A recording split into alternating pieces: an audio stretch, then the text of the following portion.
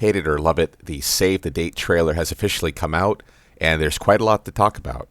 First things first, this is speculation, and everything shown can and might actually change by the time the official product comes out.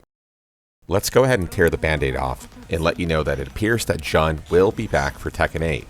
Now contextually, it looks like she's cleansing Jin, but if I was to take a guess, this looks more like a rage art animation. It should be noted that Jin is wearing a different costume here, compared to his first trailer wearing the classic gi. Almost a mix between T4 and T5, it's a fine detail that I don't believe is an accident.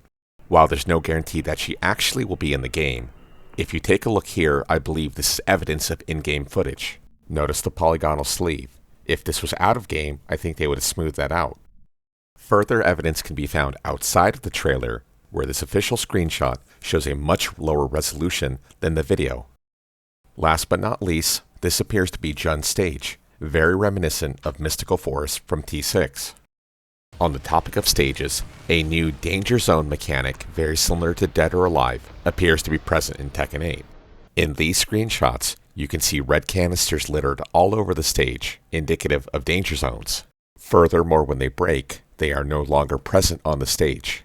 One final note is I think the combo ends as soon as a danger zone is used. Notice how King is pushed back in trying to guard himself. Before getting to the meat and potatoes of the rest of the video, Namco shows off a new Paul design and a new martial law design, with each player doing a rage art and probably rage drive respectively. The rest of the video will be dedicated to the new heat system. Lars performs a 4-4-3, which is then cancelled, presumably with heat.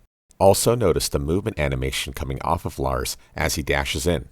Lars then finishes the combo with forward 1-2-3 into dynamic entry 1 into silent entry 1.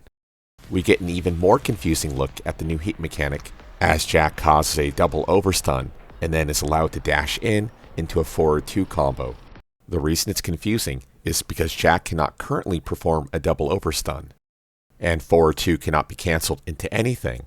So why can he cancel into an animation very similar to Giga's full crouch down forward 2, and on top of everything, finish with a top-down missile-style attack, spiking King into the floor.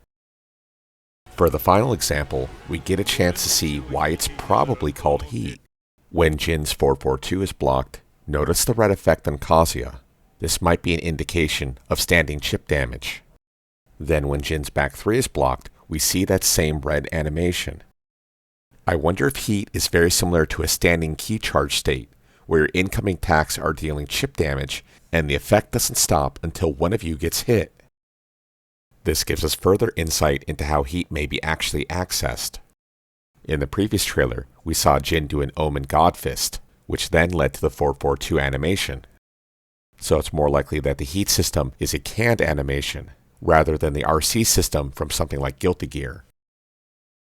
In the next follow-up video, we'll go ahead and talk about the background and all the Easter eggs and little details that can be found in the New York cityscape.